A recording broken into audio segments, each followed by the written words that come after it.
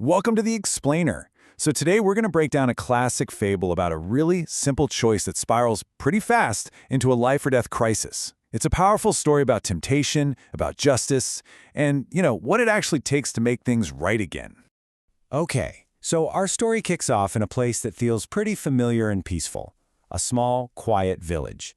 And this is where we meet our main characters, a farmer and his wife, who are just living a simple life, working the land and not really asking for much more. But this isn't just any old village. To really get what happens next, you have to understand this single, sacred rule that basically holds their entire world in balance. And that rule? It all centers on the lake right at the heart of their community. And you can really see that rule laid out perfectly right here.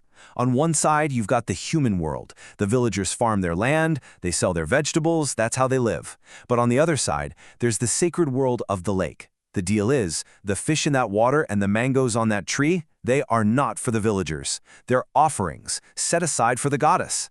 And the number one rule is, you do not take them for yourself. That's the sacred compact. But you know how these stories go. This delicate balance, it's about to get completely shattered. And it all happens because of one single impulsive decision, a moment of greed that just changes everything. And bam, there it is, the classic moment of temptation. He's walking by, he sees this incredible abundance, and nobody's watching. All that sacred food, the stuff meant for a goddess, suddenly just looks like a free meal. That big sacred rule, it's about to be put to the test. And this is just a perfect example of how one small bad decision can snowball. It doesn't just stop with one mango.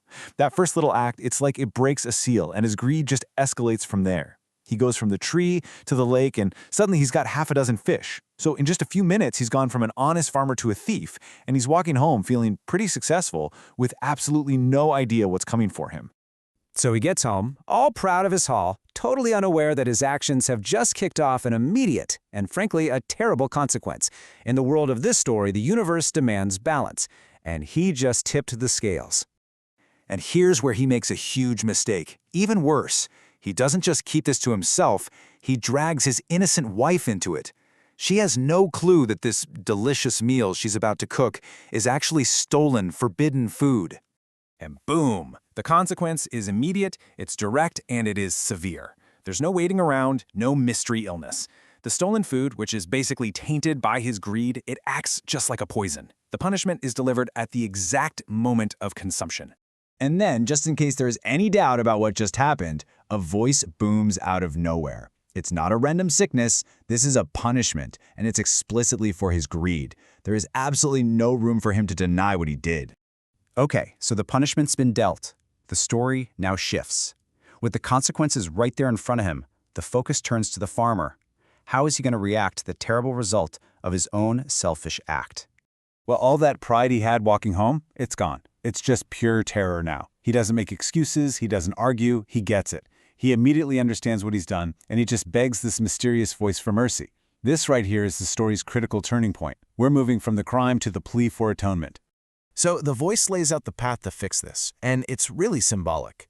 He can't just say he's sorry. He has to actually do something. He has to return everything that was tainted by his greed, the pots, the utensils, the whole shebang, and throw it back into the sacred lake he stole from. It's like he has to physically cleanse his home of the crime. And you know what? Just as fast as the punishment came, the forgiveness does too. The second he does what he's told, without question, the consequence is instantly reversed. His wife is fine, she's back up, and the balance has been restored. So what's the big message here? I mean, this isn't just a story about a farmer and some magic fish, right? It's a really powerful fable with a lesson that's designed to stick with you. See, that sacred lake, it's not really just a lake, is it? It's a metaphor. It represents that choice we all face between two paths, the honest one and the one of personal gain. The lake could be any shared trust, any community rule, any moral line you're not supposed to cross. And the story is just a timeless warning about the dangerous road you head down when you break that trust.